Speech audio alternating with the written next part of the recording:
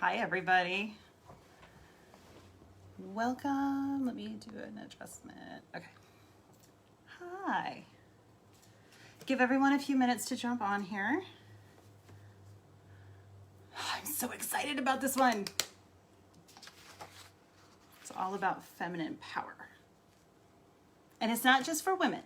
It's for men too. So we're going to get set up here, sharing it to all the places.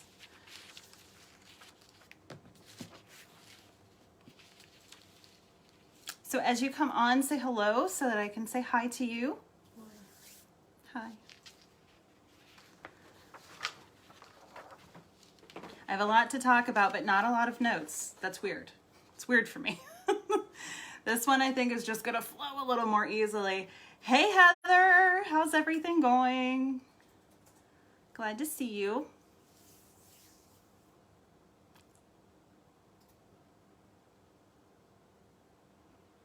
This month has felt like a solid year. My work husband and I were talking about that today, like, why is it only August? Like, what is that? Oops, my volume on was from class last night, so my bad. Thank you, honey. Good, I'm so glad. It's awesome. Say hi as you come on. And we had a bunch of people signed up, so I hope everybody could make it, but if not, if you're catching it on the replay, you can still say hi or put hashtag replay, hi mom, whatever suits you. Honey, before you sit down, will you please hand me my cards that I was oh so remiss in grabbing? Thank you. Thanks. Much obliged. So I do have some depictions. Hi, Erin. How's everything going?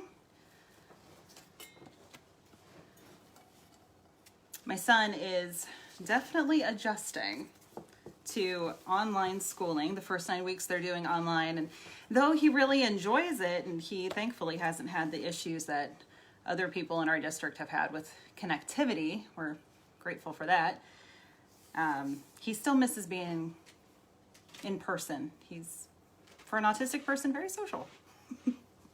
Hi Lacey! How's everything going, guys? Good. Doing well, thanks. We currently are enjoying this lovely remnants of whichever hurricane was going on. Because, you know, there's multiple. What else would 2020 give us, right? A plague, natural disasters, stuff. I think there's an asteroid, right? There was an asteroid, but NASA quickly debunked that it would have, it was only like a mile or two wide and it would burn up before it even made landfall, so it was okay. Hi everybody, so as you hop on, say hello to me so I can say hello back. If anyone is so moved to share, make sure that it's not just a watch party so that other people can participate if they so choose. And you can do that by doing the right post and then sharing publicly. And if anybody's watching the replay, you can say hello still, you can still participate, send me a message, put hashtag replay, whatever works for you. Good, I'm glad to hear it. So I have some card decks that depict the lovely goddesses that I'm going to be talking about in a little bit. I also have a plug for a book that I am not getting paid for. I just so much believe in this book. I've gifted this book and it's amazing. So we'll talk about it here in a little bit.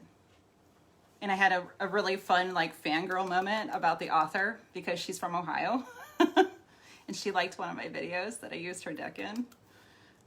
Totally geeked out. It was like, ah. It was amazing. So feminine power. And like I said, this isn't just for women or those who identify as women. It's for everybody because we're all equal parts, male and female. It's just whichever version we choose to show the world. So I've said that in other lives that I've done. So hopefully that's a concept that's familiar to you. If not, you can certainly feel free to go back and watch those lives or ask me how that works. So I'm going to start with talking about some of the common, for lack of a better word, blocks that we have with embracing our feminine power. Because as women, and I'm going to talk about this a little bit later, but this is not meant to be exclusatory. What's the word I'm looking for? Where you exclude people. I'm usually a really good wordsmith. It's been a hell of a month, just quite honestly. I work in higher education. It's been the longest month ever. So we don't want to exclude anybody. We don't want to get into victim mentality because that's not good. We don't want to blame anybody. So none of this is said to bash anybody in particular, whether you've ever been in the victim mentality or on the other side. We're not bashing men by any means. That's why I said I invite men to be on here, and I hope that they are. And it's basically the stories that we've been told for millennia, that women are less than, women are property, women aren't as good, whatever it is. So this is about going within and seeing that we're all female and male parts to our souls. And it might make more sense later on when I talk about how girls can be seen as tomboys and how men can be more nurturing by embracing the divine feminine.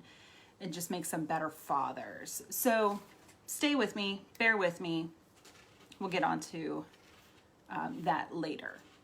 But some of the blocks that we have, like when you feel like you can't step forward into your higher purpose because you're standing on top of an old story that you have been told and continue to tell yourself, that you're not good enough, you're not worthy, you're less than in some way. And I just absolutely hate it because it doesn't feel good, does it? It hurts. Feel it in your body when you hear, I'm not good enough, I'm not worthy. Where do you feel it? I feel a pain in my heart chakra and in my soul, my solar plexus, because I worked on it so much, beams like, no, that's not true. Some people, their throat might constrict because they feel like they don't have a voice. They might get a headache. It can, and down in your sacral with digestive issues, it can manifest in a lot of different ways physically. So pay attention to where it doesn't feel good when you hear that, or when you think about that, or when you feel that way. And that comes from shame. And everybody knows how much I love Brené Brown. Love her. She does amazing work around blame, shame, victim mentality, guilt, all that. I don't want to say nonsense because it's real. Validating your feelings. I was there for a really long time. And I still feel guilt, shoulda, woulda, coulda, especially as a mother to a special needs child. So I understand, I really do. But when we have that shame or that guilt, that basically feeling of I'm not good enough, or maybe I'm too much. I'm going to dim my light because I can be all out there and in somebody's face and they're like, whoa, turn it down. Why? Does it threaten you? Ask yourself, could I tone it down a little bit? Or are they just threatened? We'll talk about fragile masculinity as well. Feeling invaluable, not seen, or unsafe, that realm. And you can heal that by having compassion for yourself, doing some heart chakra work. Louise Hay has wonderful affirmations, mirror work, all about self-love.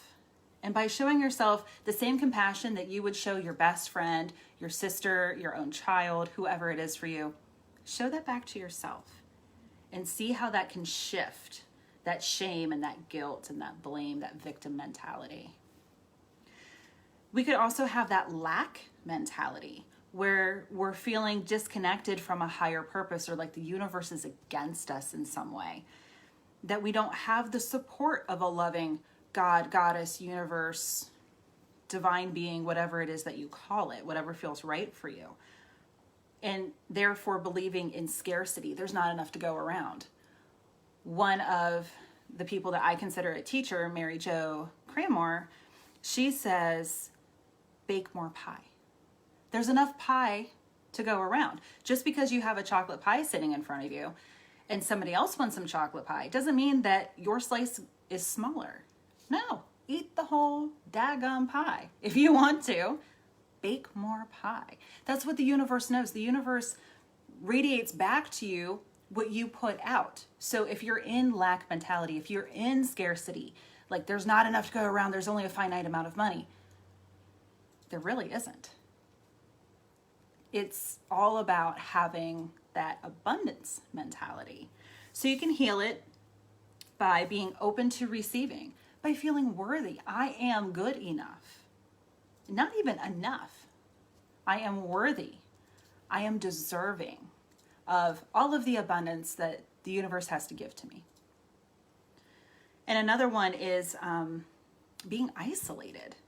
Whether you isolate yourself from other people, or on the other side, instead of being so self-focused, you're so others-focused, where you're taking care of everybody around you except yourself. And you all know how much I'm a proponent of self-care. So just know that you can't pour from an empty cup. If you don't fill your cup up first, if you don't put your oxygen mask on first, you're of no use to anybody else, because you can't help. What you don't have, you can't give, right? So just know it's not a competition. When we lift each other up, especially as women, it's not a competition. Even if you're sitting in an interview for the same job with another person, you look across the room and you know that they're there for the same job, it really isn't a competition, because there's enough to go around. So you can heal that by making connections with other people, like-minded people. PTAs can start because of whatever common theme that you have. Facebook groups can start because of a common interest. What do you think book clubs are? So by making those connections, by finding your soul tribe, you can heal that isolation mentality. And therefore, take back your power.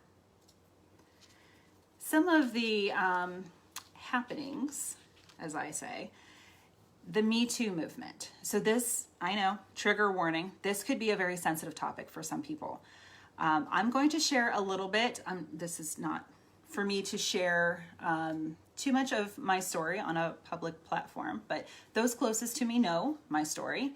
And a handful of my clients know, because to show some sympathy, I can relate to them because I've lived through it.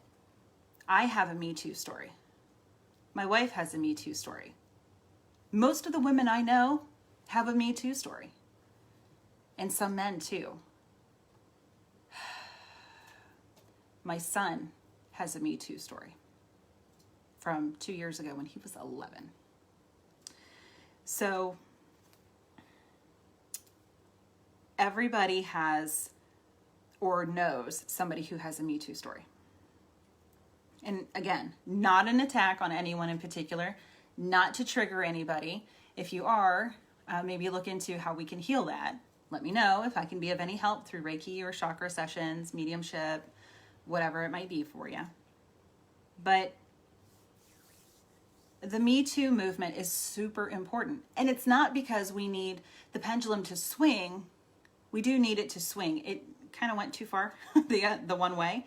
And now it's coming back to center where it belongs. We need to bring awareness to stuff like this, because then it does help us bring back our power, take back our power. It does help those who didn't feel like they had a voice to have a voice, to know that they're not alone, that there's no shame and no guilt. They didn't ask for what happened. Do not even start with me on her dress was too short or her clothes were too tight. She wore too much makeup. No, we're not into victim blaming. That takes away the power. We want to take the power back, right? Also, pay disparity for the same job. It's still a problem in the 21st century where men get paid more than women for doing the same job, having the same education, having the same experience. And yes, there's affirmative action. And I recently or read an article about how the fragile masculinity with haven't we had enough of the Me Too, yes, but also the affirmative action, because now it's just discrimination the other way. It's discrimination against men. No, it's not. It's still there for a reason. The same reason it is for minorities of various races and religions, not just gender identities, and the LGBT community. So we still need affirmative action because there's still a problem, right? We still need this stuff because there's a problem. So we need to fix that. More often, men are in a position of power than women. Take a look at it. We're on our 45th president, and it's not a woman. So I could go on a massive tangent, but I won't. You all know where I'm going with this. The reproductive rights, ongoing. Whichever way you stand, you don't have a uterus. You don't have the ability to tell me what I can and can't do with it. I had horrible, horrible cycles. And thankfully, with modern medicine, I was able to help that quite a bit. Did it fix the whole problem? No, but it helped. And now you're trying to take that away from me, even though I'm using it for medicinal purposes, not for, not trying to get pregnant. Don't tell me what to do with my body. Taking back the power. The right to vote, the 19th Amendment. We just celebrated its 100th anniversary of it was ratified in 1920. And here we are 100 years later in 2020. Now, it took a couple decades to get it there. And women didn't give women the right to vote. Men had to do that. Men had to give women the right to vote because men were the only ones who could vote. At first, it was white men who were property owners of a certain age. Forgive me, my history minor just went out of my brain. I think 25 years old. There were stipulations, so they had to keep widening the circle. So it even excluded some men, too. So it's been a long, hard process. But we got the right to vote. A bank account. Until the 1960s, a woman could not get a bank account on her own without the permission or co-signature of a male relative. Preferably her husband, but it could be her father or her brother if needed. 1960s. Look it up. Petrifying. Petrifying. Which, on the same side of that, 1974 was the Equal Credit Opportunity Act. So women couldn't even get credit on their own until 1974. Are you serious? This is what Gloria Steinem was talking about. So continuing on the unfairness train, watching the Golden Girls is one of my most favorite things in the world. Everybody knows how much I love the Golden Girls. Always have. I remember being a little girl and watching it with my grandma when it was actually on the air.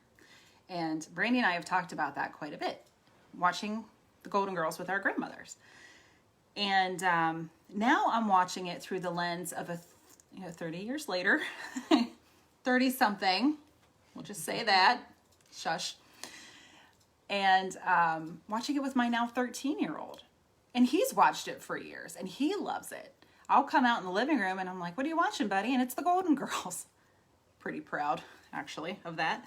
So there was an episode where, and there's more than one really, and I'm thinking about it, for as progressive as they were for the time, the 1980s, late 80s, early 90s, when it was on the air, having a partner, specifically a male partner, was what was valued. I don't know about you, but my skin prickles. Like, why?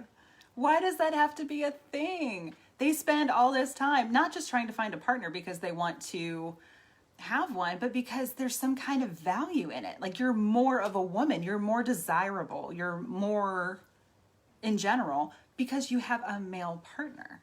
Trying to get married off. Why?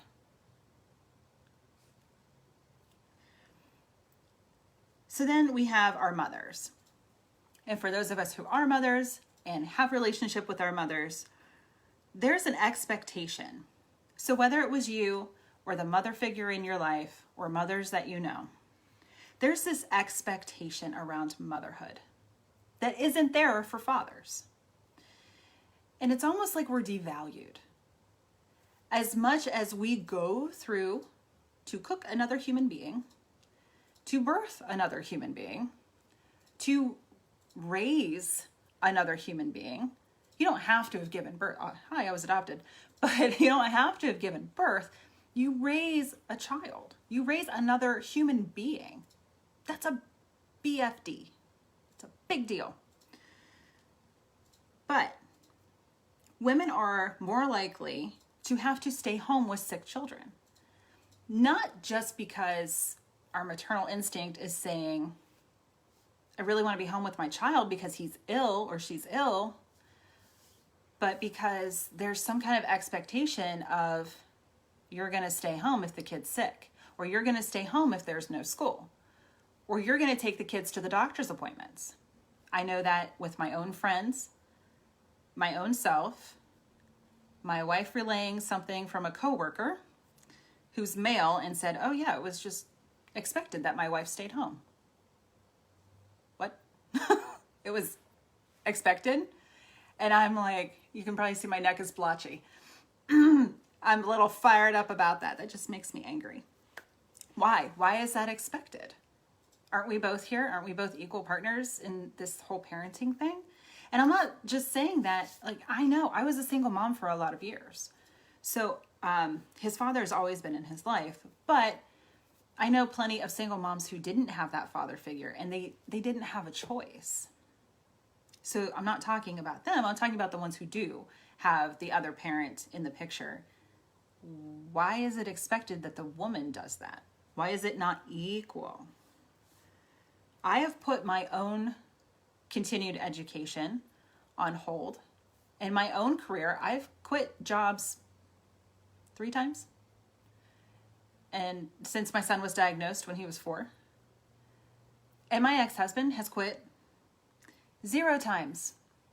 He is now in a major lead role in his job, has been there for 20 years, continues to get raises, makes more money than I will probably ever see in my life. And no, I have not asked for a single penny because that's not my money. And he takes care of our kid in his own way, so that's fine. But I've put all of my stuff on hold while he's gone and got his master's, and I still haven't received mine. He continues to move up in his work world, and I've quit my job 3 times. I currently work part-time and have for some years. So why was it always expected that I was the one that was going to stay home and make sure that Michael had everything that he needed? We're divorced, and it's still expected of me. But in a lot of ways, I would have it no other way. I always want my son to know that I love him and I'm there for him. But it's the point that I'm the one that's expected to do that, and he's never, ever stepped up and said, let me help in some way. And I think that just goes back to our culture of women are the mothers, and traditionally speaking, women stay home with the kids. Women haven't been out in the workforce for, 50 years maybe? Unless you were a nurse, a teacher, or a secretary, you really didn't work outside of the home. So women are also more likely to go to work sick than men are. Think about it.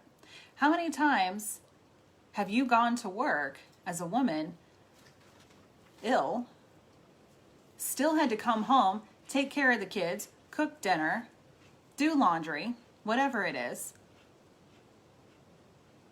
It happens a lot more frequently than it should. So that can lead us to being a kind of wounded in that way, a little bit bitter, a little bit angry. And I know I just spouted, but I've actually done a lot of healing work around that, if you can imagine. We can also have wounded mother healing. So our mothers and our grandmothers and their mothers, and it goes back. We can only do what we know is best with the information that we have at that time, right? Nobody sets out to say, I'm going to be a horrible mother. I'm going to be mommy dearest. Nobody says that. Sometimes it just happens, and sometimes we just have moments. And we can look back, and we can have a wonderful childhood, but we can have moments where it's like, I have a really strained relationship with the mother figure in my life because she was wounded in some way. Maybe she was held back. She was told she shouldn't go on for school. She was told to stay home with the kids, or it was expected. And as awful as that sounds, it can lead to them feeling depressed, feeling not worthy, not good enough, and that translates into how we're raised. So sometimes we need to do some mother healing, whether it's actively healing with our mothers if they're still in the physical world and we speak to them, or we have to do it on our own and heal our own emotional wounds so that we don't repeat those cycles. And there's a wonderful meme that I love, and it says, every time a woman heals, it's kind of like every time a bell rings, an angel gets his wings. Every time a woman heals, she heals all the women who came before her and all of the women who will come after her. I just think that's awesome. So there is a lot to be said for healing of various forms. The pink tax. My razor's pink and therefore it costs more. The blades are a little bit, either there's fewer blades or it's duller than how many of you use a men's razor? Because it's better. It's just plain better, or it lasts longer. And I know that we have a razor that we ordered that's great. I mean, it's made for women. It's sustainable and all the things. But the first one we got was pink. We're like, why? Why is it pink? So then we got a blue one. But simply for the fact that things are pink. Deodorant. That's women's deodorant and smells fresh, powdery, flowery, whatever. Shaving cream for women is more than men. Go to the grocery store. Go to Target. Wherever it is for you. Go and take a look and see and compare per ounce, and you will see that there's a difference. It's like, why is my stuff more expensive? Why is my shampoo more expensive? Beside the fact that God love men, but the stereotype is men have an all-in-one shampoo, conditioner, body wash, shaving cream. But it's true. So the pink tax. All right, so here's where I'm going to talk about the clothing. So there's the disappearance of pockets, and this is a fashion thing. And I actually, fun fact, I learned this by working at Kent State and reading stuff from the fashion school. Not because I'm some fashionista, because, I mean, I am wearing an amazing t-shirt. I know. I surprised my wife with this earlier because she's a huge Wonder Woman fan. She's like, ah! So it's like, what better female empowerment than Wonder Woman? She's very pleased. So the disappearance of pockets in women's clothing, it's real. And it stems back a couple of centuries. And it was specifically to encourage a woman's dependence upon a man, because if you don't have deep pockets, especially interior pockets, you can't carry a purse or money or other things that you might need. So you have to carry an external purse, what we think of today as a purse. They had like the little satchels back then, and even men carried them. So the disappearance of deep pockets, women, go look at your pants. Do they even have pockets? If they do, they're probably about this big, right? Men, take a look at your pockets, and then take a look at the woman in your life's pockets. Your pockets are probably about like this, and hers are about like this. If they're even real. If they're even real. Sometimes they're fake pockets or they're sewn. My work pants barely have pockets, but my work husband's pockets are just as much as his jeans. And I'm like, why? So the disappearance of pockets, it's real, it's a thing. And then girls versus boys clothing. Go to Target, Kohl's, wherever it is for you, and take a look at the girls' clothing, especially in the summertime, where the dresses. Look at the shorts. They're about 2 inches long. Where my son's shorts, they're all basketball shorts. Or even the dress shorts, they at least come to his knees. You have to look for Bermuda shorts for women and for girls. I remember being a teenager and having such a hard time because, you know, the fingertip, and I have long limbs. I'm a tall person. So I'm a tall person with a short complex. I'm 5'8" and I think I'm short. So the fingertip rule. So when you put your hands down to your sides, your shorts had to be as long as your fingertips. And my fingertips come down pretty far. So it was really hard back then, you know, late 80s, early 2000s, to find shorts that were that long. I shudder to think what girls do today. Now, capris are a thing and Bermuda shorts are a thing. It wasn't as fashionable back then. So we had to sweat in jeans if we couldn't find shorts or skirts that were long enough. So fashion has a long way to go. T-shirts are tighter. Baby doll t-shirt, a baby doll t-shirt. Versus men, my son had a heck of a time finding tank tops that he liked over the summer because they all came down. They were like the muscle or whatever. They all came down so far, or they were kind of bigger. And he's like, why would I wear that? You know, where's the normal stuff? I don't know. So the disparage, words are not my friend tonight. Sorry, everybody. The disappearance of pockets, or the non-existence of them to this day, the length and fit in clothing, tomboy. So when girls are little, being a tomboy is cute. You know, you go out and you dig in the, okay, this was never me, ever. But you can go out, you can dig in the dirt, you can, you know, play with worms or whatever and do your thing as a little girl and be a tomboy. And that's fine, that's cute, whatever. But then as you get older and you're still a tomboy, then apparently it's a problem for society because you're supposed to fit into this narrow little box where you're supposed to be girly. So if you're like my wonderful wife over here, who's extremely handy with her tools, thank you for fixing my closet shelf the other day, and you are maybe somebody who doesn't necessarily want to wear dresses, and you know a lot about power tools and how to fix cars and do the things, it's like, oh, then you start getting derogatory comments.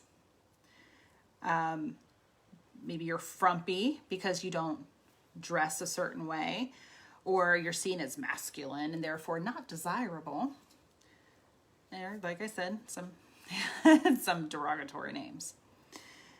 Same thing for boys. When boys are little and they're, you know, kind of effeminate, or they're playing in mom's jewelry, or they find the makeup and they're painting it on like a clown, or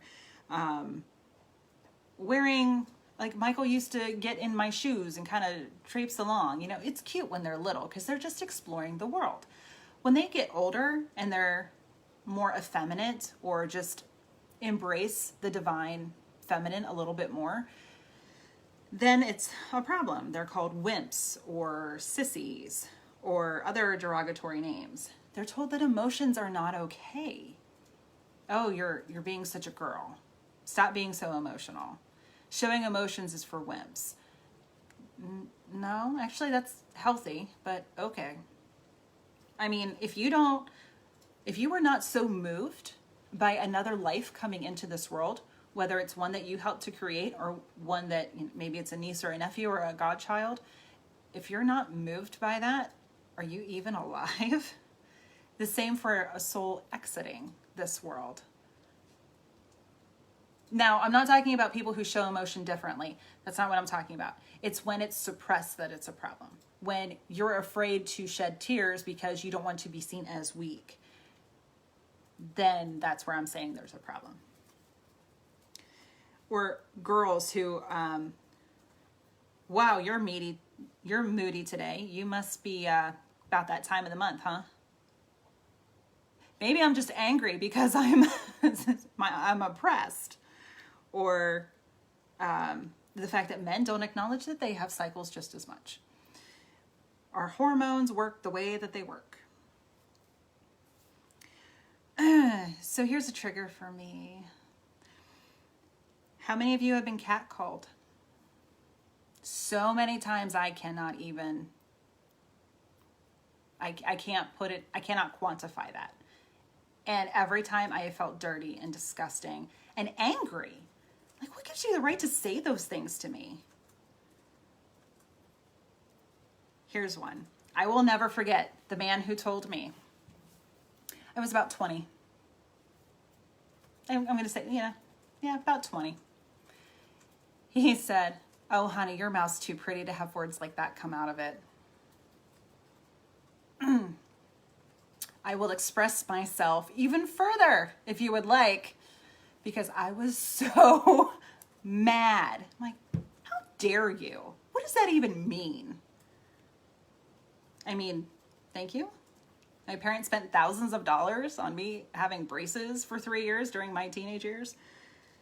But that doesn't give you the right to say that to me. I will also never forget standing, this was 6 years ago, standing at my grandfather's casket at his calling hours. And a family friend came up to me and said, this is when I had my pixie cut.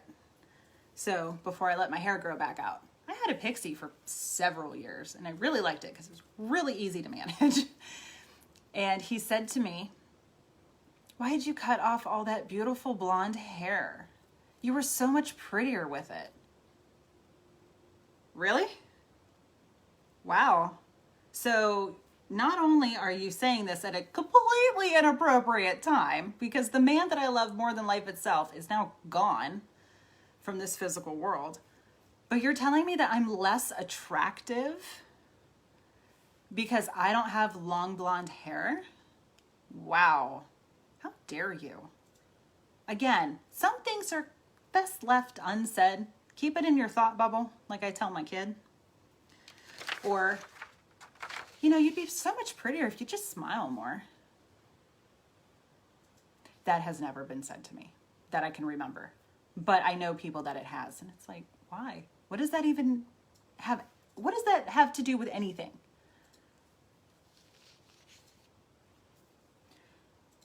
So now we're going to go on to healing. So one of the things that I would highly encourage is to balance your divine feminine and divine masculine energies. So like I said, souls do not know gender. We have expressions that we put out that are more feminine or more masculine, but ultimately our souls are both. It's just our meat suits, our physical bodies that have a gender expression. So think about the roles, the traditional gender roles for just a moment.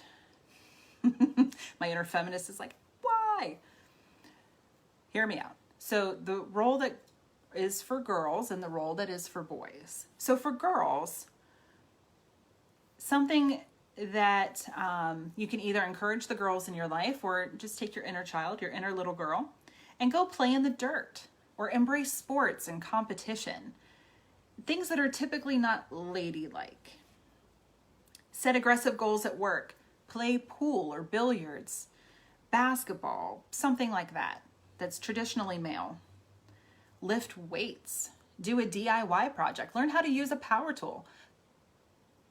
Go watch some kind of online class from Home Depot, if they even have them, or some sort of tutorial to learn how to use power tools and build something, even if it's a picture frame. For the boys, or your inner male. Play with dolls. My uncle has often said we had dolls that we played with when we were little, and that was fine. If anything, it did not challenge their masculinity at all. I was raised around men who are fantastic fathers. Go to a cooking class. Get some cookware. Learn how to bake. Again, embracing that nurturing energy that makes men fantastic role models and father figures. More nurturing energy. Take a cooking class or an arts and crafts class. I know Michael's Craft Store has them. Learn how to sew. Join a book club. Get a mani-pedi, a massage or a facial. Do something with self-care and kind of pamper yourself. I'm going to bet you're going to feel pretty darn good when you're done. Embrace your intuition. Watch a rom-com or some sappy movie that makes you cry. Just embrace it. Let yourself do that. So getting in touch with your divine feminine. We have my favorite, Mary Magdalene, and she is incredibly misunderstood. So she was originally painted as a prostitute, and even the Vatican has said, yeah, that's not really a thing. And here's the book that I was talking about. It's called Mary Magdalene Revealed. Again, no promo credit here. I just believe in this and loved reading every single word inside of this book. And I have gifted it, and I love to reread it. So Megan Watterson, 2 G's, 2 T's. Megan Watterson. She is, actually she lives up near Cleveland. And she has her doctorate of divinity from Harvard. So she's no joke. She's like an amazing person. So it's all about Mary. And thank you. How wonderful her energy is. And I love her energy. I have worked with her for heart healing. And there's a reason that this book is red. Her color is red. So if you want to embrace her, wear red lipstick, a red shirt, a red piece of jewelry, and work with her. There are so many misconceptions about her and her energy, and she is just absolutely the most beautiful, wonderful energy that I have encountered. I have had many beautiful, wonderful encounters with her energy. So I highly recommend working with her. And then, of course, the Mother Mary. We're all familiar, I'm sure, with Mother Mary, Jesus's mother, how she is the ultimate mother energy. So if you need to heal, do that mother healing with the mother figures in your life, or if you need help just healing yourself as a mother, call upon Mother Mary. And then goddesses. So these are in no particular order. I just kind of thought about them. So Isis is one of my favorites. She's Egyptian, if you don't know much about her. Isis. She, her name means Queen of the Throne. She deals with healing and magic. And she is so strong and so powerful. I absolutely love her energy. Athena. So I have several Greek goddesses here. Athena, who's also my girl. Her statue's over there. I have a statue of her, and I love her. The Roman version is Minerva. She is the goddess of wisdom, warfare, courage. She wears armor, and her owl is her symbol because of the wisdom. And she's my girl. I love her energy. Hera, also Greek. She was the wife of Zeus and therefore the queen of heaven, or whatever they called it. And she's also in charge of women's life, just anything to do with the life of a woman. and especially childbirth. Diana, who's Roman, but the Greek is Artemis, goddess of the hunt and animals, domestic and wild, the moon, and virginity and chastity. So I think she would be good to work with if you have any kind of trauma around having your virginity taken or rape or something like that. Hecate, she's Greek, magic, spells, and witchcraft. She assisted Demeter in the search for Demeter's daughter Persephone when Persephone was kidnapped and taken to the underworld. And she's symbolized by the torches because she went to the underworld to go find her and took the lit torches. So if you need some help with daughter healing or finding something that was lost, some kind of relationship that was lost, she'd be excellent to work with. Aphrodite, or the Greek Venus, or she is Greek, the Roman Venus, all about sexuality, love, beauty, desire. So if you want to get in touch with that and work in your sacral chakra and your heart chakra, Aphrodite's your girl.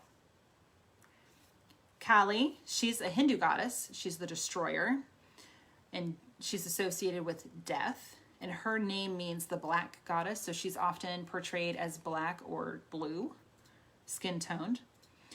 Sexuality, she's a strong mother figure and wonderful to work with for maternal love. So there's Mother Mary and there's Kali. So from Colette Baron Reed's Goddess Oracle. So this is a beautiful depiction. I love it. This is Isis. And I absolutely love her energy.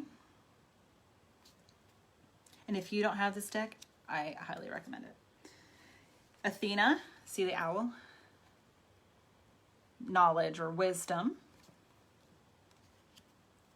Hera.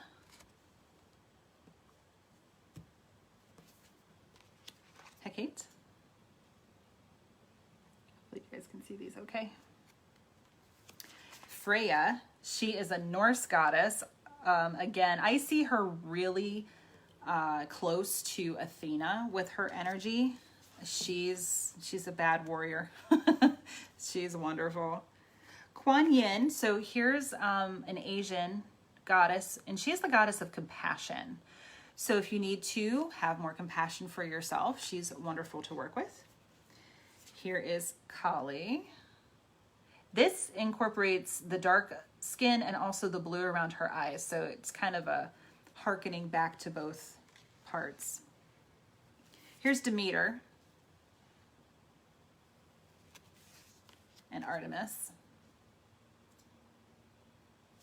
And feel free to, go back and pause any of this where it feels right for you if you want to just kind of grab their energy. And then Megan Watterson also has the Divine Feminine Oracle. And here is Kali Blue, so you can kind of get a different feel for her. And our cover girl, the one and only Mary Magdalene. Ooh. Mary Magdalene.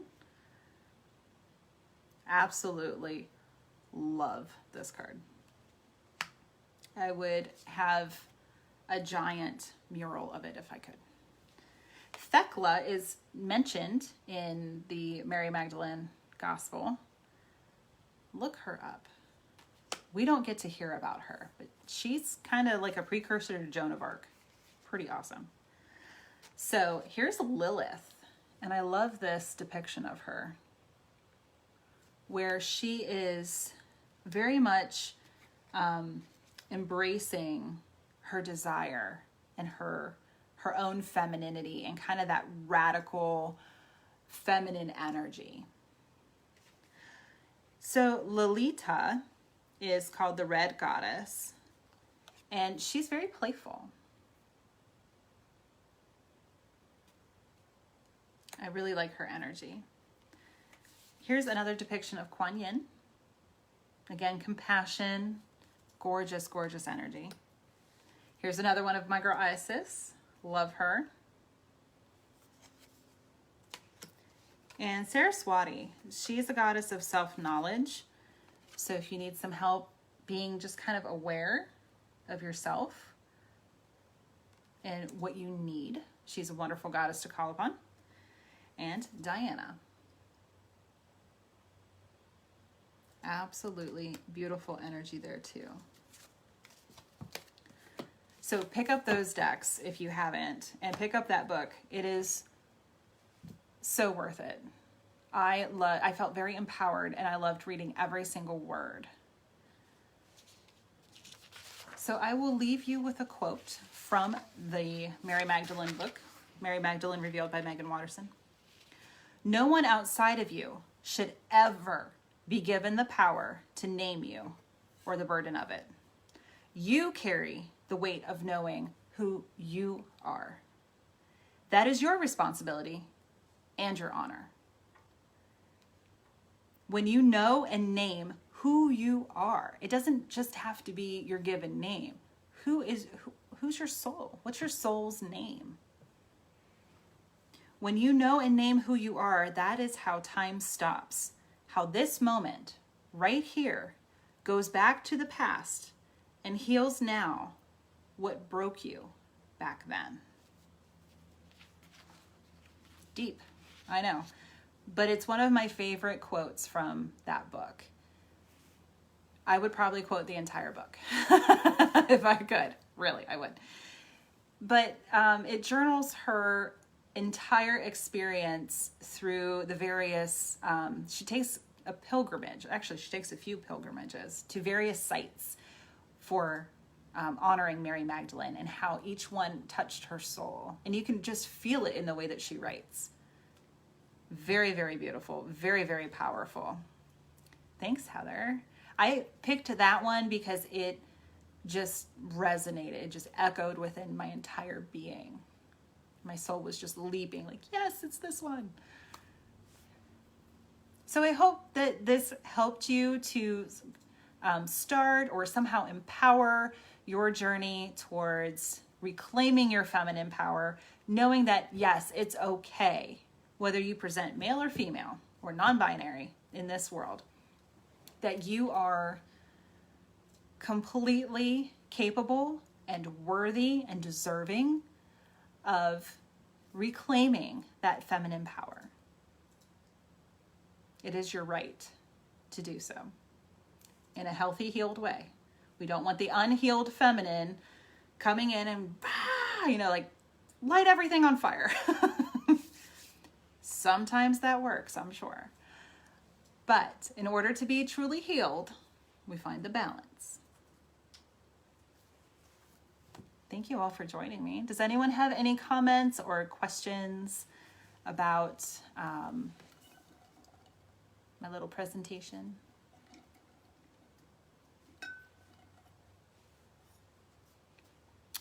I know that there's a lag, so I'm going to grab my Athena statue because she is worth looking at. She's beautiful.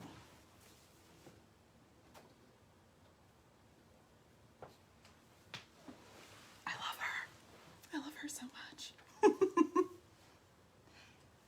have broken her like boys.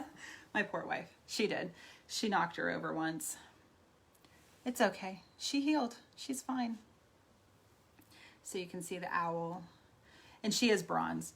You can see how she's wearing the armor. She's got her shield. It's got Medusa's face on it. Medusa's another good goddess to use. She gets kind of a bad rap, but she's actually the sun goddess and has a lot to offer. She's got her spear. It's fun. Actually, you could probably really hurt yourself on it. Don't worry, I keep it up and out of the way. Keep her on my altar. So if you have seen any of my photos or my videos where I show my altar, she's prominently displayed. I usually have her facing the door. You can use goddesses to do that too, and feminine energy to protect your sacred space. So if nobody has any questions. How do you define your true name, someone asked? Oh, okay. Hi, Tammy. So to find your soul name is what I'm assuming you mean. It's kind of like the name your ego meditation that Tish has at Soulspirational. So if you haven't watched that, I would suggest finding that on YouTube, Soulspirational Wellness Center. And Tish will do a meditation where you walk through and you name your ego.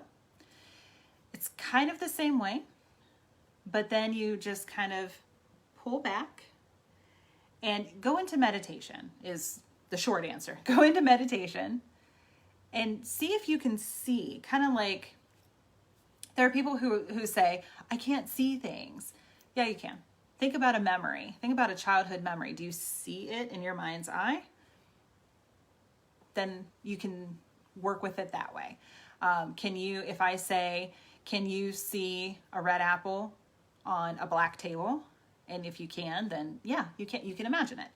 You're using your imaging, your imagination. So go within and ask your soul to step forward and then ask its name. You might have to ask a couple times, be very patient. You might have to, this might not come to you all at once. It took me a while to find mine's name. I actually thought she was an angel until she said, I'm you. I'm like, oh, you're really beautiful. And she's like, yeah. And I was like, oh, okay. So, and then she told me her name, my name, my soul's name. Some sound very natural and others sound kind of weird. Like what language is that? Just go with it. If it feels right, go with it. So hope that answered your question at least to a point. And then Heather asked, how exactly do you work with goddesses? Same way that you would work with any kind of angelic presence or spirit guides, you just ask them. You just ask. So if you are particularly drawn to the goddess Athena, like I am, I love her. So if you are researching, or if one just keeps coming at you, like I keep hearing the name Athena, Diana, whatever it is for you, or you just see a picture, you're like, yes, it's her. And it doesn't have to be just one. She just happens to be one of my main goddesses. But like I said, Isis and Aphrodite comes in and out. Saraswati comes in and out. So they come to you as you need them. So you need their power. You need their energy to help you. Athena is a fierce warrior. She's a warrior goddess. Fun fact, Kelly means, my name, Kelly, means in Celtic, warrior woman. So, so you can find one that resonates with you, or you keep hearing it, or you keep seeing it. You can even ask goddesses of divine white light for the highest and greatest good, come to me now, whoever has the greatest message for me. And you're going to pay attention, because you'll start hearing it. You might start seeing it. You might just feel it. So whatever it is, go for it. You could pick up one of the decks, shuffle through, ask whoever to come through, pick a card. Either it falls out of intend that it falls out of the deck as you're shuffling, or spread them out and just pick the one that feels right, or shuffle a few times till you feel that it's right, and then pick the top card, split the deck, pick that card, whatever works for you. And then just ask their energy to come forward. So if you have the card deck, you can put the card on your bathroom mirror. You could put it on, if you have a sacred space, put it on your altar, put it on your bookshelf, put it on your nightstand, whatever feels right for you. And then you can, that way you can see it and you can feel that energy, and it reminds you to ask Athena, what messages do you have for me today? Journal it, or just feel it, absorb it. Feel their energy, their power, whatever it is that they're coming to bring you. Whether it's love, compassion, healing, sexuality, whatever it is for you. Bring it in. Really bring it into your being, feel it. You can feel it through your chakras, or pay attention to what you feel. So when you work with Athena, maybe you feel it in your solar plexus. And when you work with Aphrodite, you feel it in your sacral. And when you work with Kuan Yin, you feel it in your heart chakra. So just allow them to work with you, to work through you, to just embody their energy and let them surround you with it. So hope that helped. That was a lot. They really channeled a lot through me just then. But that's how they wanted to come through. So if you need help, you know where to find me.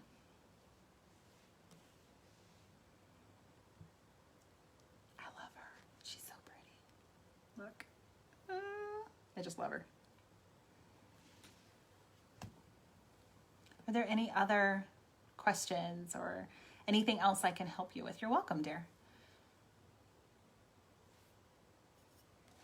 I did not drink enough water today. We were so busy, which is wonderful. It's great. One of the reasons I love working in higher education is people want knowledge. They want to keep learning, and that's great. But whew, this is a busy time of year. I have to work tomorrow. It's like, I have to work like 3 Saturdays a year, and I'm like, I know, I'm spoiled. Hush. Thank you everyone for joining. I'm so glad you guys were here. Thank you for actively participating. I love it when you guys do. Hopefully you found some nugget of wisdom in here that you can take with you, and if you need any help or have any questions, let me know. You know where to find me. Even if you're catching this on a replay, feel free to do so. And shameless plug, like, follow my page here on Facebook, Instagram, YouTube, TikTok, all the things. Come find me and have fun. I try to make it a little bit different on each platform so that it's not just the same stuff over and over and over. So might be worth checking out. And of course, YouTube is totally different. That's where I do the weekly readings, monthly readings. I'm going to start doing some special readings. I will do a goddess reading. I will do that hopefully this weekend. If not, soon. Watch for it. Subscribe to my YouTube channel. It'll let you know when I post. And as always, feel free to reach out and let me know if there's any way that I can help you, anything that I can answer for you, any services that you want to take advantage of. Let me know. I'm here and grateful and honored to help you. So have a great weekend, everyone. If you're in Northeast Ohio, stay dry. If you're on the coast, stay safe. And everybody, stay safe. We're still in the pandemic. I know it's hard to believe. We're going on 6 months here. So stay safe, stay well, take care.